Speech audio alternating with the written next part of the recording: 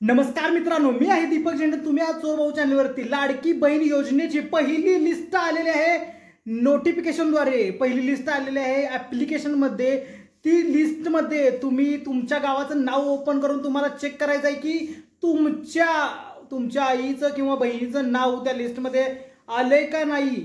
आता हे तुम्ही कसं चेक कराल? जर या लिस्टमध्ये नाव असेल तर चांगलीच गोष्ट आहे, तुमच्या घरातल्यांचं पहिल्याच लिस्टला नाव आलेलं आहे. पण जर एखाद्याचं घरातल्याचं नाव आलेलं नसेल तर काय होणार? आणि त्यानंतर ना तुम्हाला फॉर्म मध्ये काही चेंजेस करायचे आहेत का, किंवा ती नेक्स्ट लिस्टची तुम्हाला वाट बघायची आहे का? सध्या तर आता एक लिस्ट जाहीर झालेली आहे. त्या लिस्टमध्ये कोणाकोणाची नावं आलेली आहेत किंवा आपल्या घरातल्यांचं नाव आलेलं आहे की नाही हे सगळ्यात पहिल्यांदा जाणून घ्यायचं आहे. चला तर मग मी तुम्हाला सांगतो की या लिस्टमध्ये तुम्ही स्वतःचं नाव कसं शोधाल किंवा तुमच्या घरातल्यांचं नाव कसं शोधाल. चला तर मग सुरू करूया. तर मित्रांनो, तुम्ही लाडकी बहीण योजनाची जी लिस्ट आहे ती तुम्ही डाउनलोड करू शकता नारी शक्ती ॲपच्या नोटिफिकेशनवरून. ही तुम्हाला जिल्हा वाईज डाउनलोड होईल. जर तुमचा जिल्हा सांगली असेल तर तुम्ही सांगली जिल्ह्याची लिस्ट डाउनलोड करू शकता. ती एक्सेल फॉर्मॅटमध्ये असेल. शक्यतो मोबाईलमध्ये ओपन होताना किंवा सर्च करताना बऱ्याच लोकांना त्रास होईल किंवा सर्च करता येणार नाही. पण जर तुम्ही लॅपटॉप किंवा कॉम्प्युटरवर जर ओपन करत असाल तर तुम्ही क्लिअरली पाहू शकता की तुमच्या गावाचं किंवा तुमच्या नावानिशी तुम्ही तुमचं नाव सर्च करू शकता.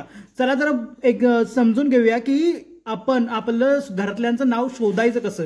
तर सगळ्यात पहिला तुम्हाला जायचं आहे की अंगणवाडी नेम. आता सगळ्यात पहिला मी ओपन केलाय. इथं खालती जर तुम्ही पाहिला तर तुम्हाला इथं आटपाडी, जत, कवटेमंकाळ, खानापूर, पलूस, कडेगाव, मिरज, तासगाव, शिराळा, वाळवा या पद्धतीनं तुम्हाला टॅब दिसतील.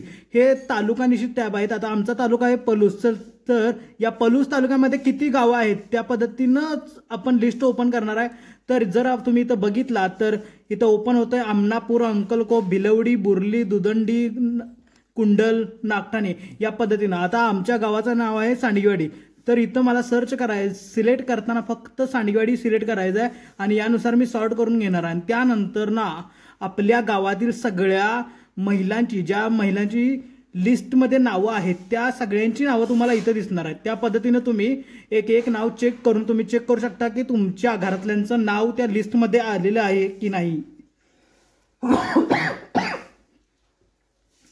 आणि या पद्धतीने तुम्ही तुमच्या घरातल्यांचं लिस्टमधलं नाव कन्फर्म करू शकता. किंवा जर या लिस्टमध्ये नाव नसेल तर तुम्हाला दुसऱ्या अलॉटमेंटचा वेट करायचा आहे की जिथे तुम्हाला तुमच्या घरातल्यांचं नाव भेटून जाईल. किंवा तुम्हाला तुमचा अजूनही स्टेटस चेक करायचा आहे. तुम्ही केलेल्या अर्जामध्ये स्टेटस काय दिसतोय.